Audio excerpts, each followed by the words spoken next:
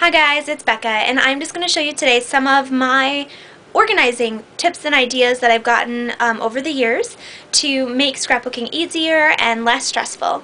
The first thing I'm going to show you is this old pegboard that I got boulevarding, which means basically somebody left it on the side of the road and I just picked it up. It's cute and blue and it has already trim on it. I have periodically made runs to Menards and had to pick up more and more of these little wire pegs, and at one point had way too many, so my husband decided he was going to get something like this in his garage, which typically is what they're made for, but I don't really have a method to this. If somebody else came in, they wouldn't be able to find what they're looking for, but it works good for me, and that is the most important thing when you are scrapbooking, is that everything makes sense to you. Like, where would you go to find it? So up here I just keep my adhesives. Here I just keep a couple of the extra folders that I have for my Cuttlebug and Sizzix, and this works again really easy for me to find. And many of the packages I like ripped open, so they're in a different storage area, but these ones I know what's up there.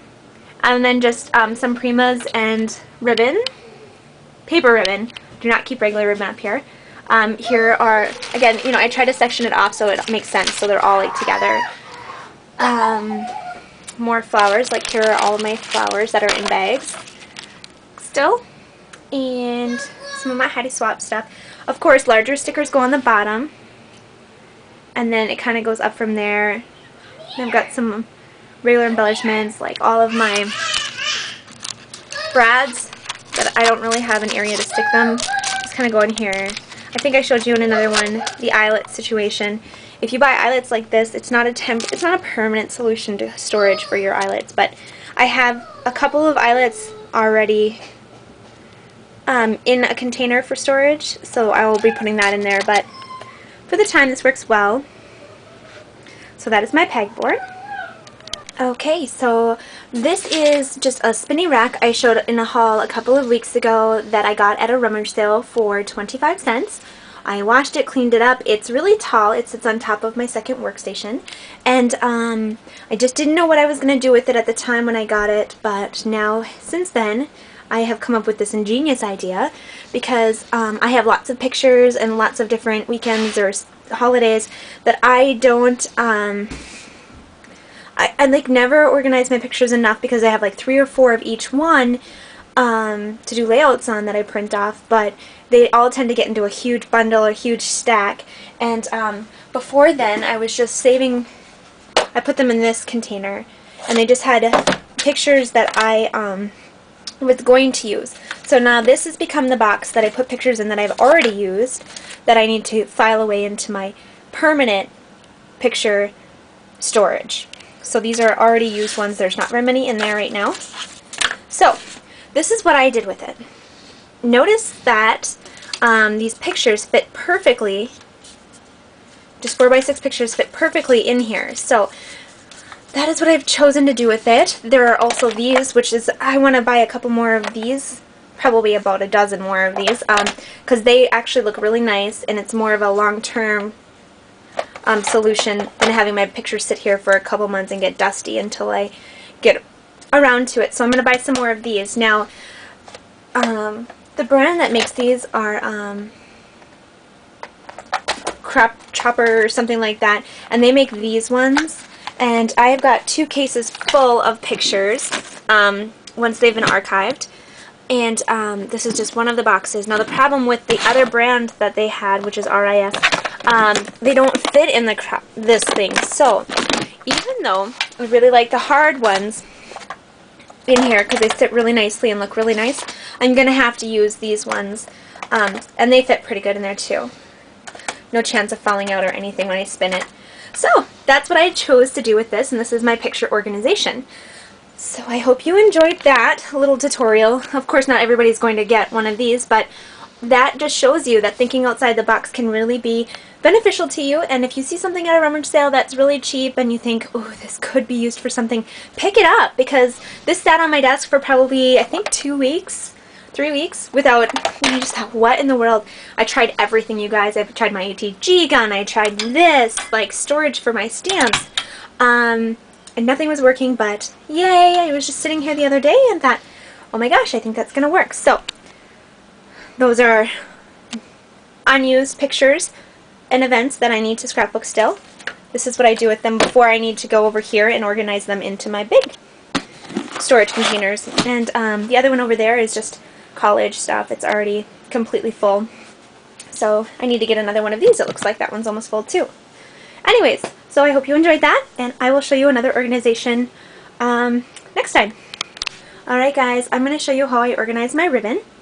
This is, I use that term very loosely because I've got all different sizes and cuts and brands, and so I just don't care. They can all mesh together. I find it comforting to see chaos in my scrapbook room in certain areas, and this is one of them. So I've got a lot of my newer ribbons that I bought from a haul last couple weeks ago hanging here and there, and these are just hanging off of shelves. The other thing I have is ribbon, perfect size ribbon for, I think they're either 1 yard or 2 yards long, folded in half there, because I'm too lazy to make a curtain because I have to dig out my sewing machine to do that. And then I keep other ribbons on this right here. So those are actually just tape ribbons, and then just some ribbons. And then this is kind of like ribbon that I love that I'm not going to get rid of, but I've started to cut into already. Here's some more ribbon, some more paper ribbon. If you guys watch my hauls, you'll notice I really like the paper ribbon. I really think that's easy, handy, and doesn't bubble. It doesn't need time to dry, so I think that's it. And then, of course, the little pieces I just kind of throw in this little container here, but I don't have a lot of little pieces because I cut right on to, like, I measure and then just cut instantly. So that's my ribbon organization, and as long as this one is so short, I'll show you my brads.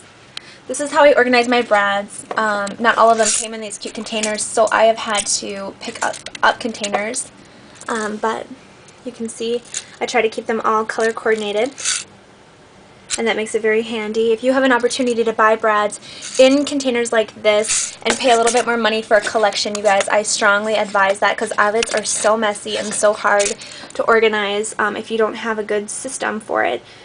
So I've gotten them all into these right now, and I used to have them, this is like my catch-all for my old organization stuff, but I used to have them in these little tiny cases. They'd open up, and they're boxes, so I probably have like a dozen or 2 dozen of these that I'm not using right now. And I'm going to guess that they came from the same company that makes these, because they're identical. So that's how I organize my brads, and I have one more area where I organize my brads and embellishments, and that's over here. I got this spice rack idea from another YouTube video, and of course, like many people, thought that's a great idea. I got this spice rack for $5. I had my daughter clean it all out. I do need to make some labels, but I just haven't had time to do that, so I keep all my organization my way. So like, these are just paper clips and embellishments. I don't do by brand, I do by color. So here's some buttons that are gold and silver. Safety pins. Bling. So anyways, that is my ribbons and my brads and some of my embellishments, and that's how I organize. So hope you enjoyed that.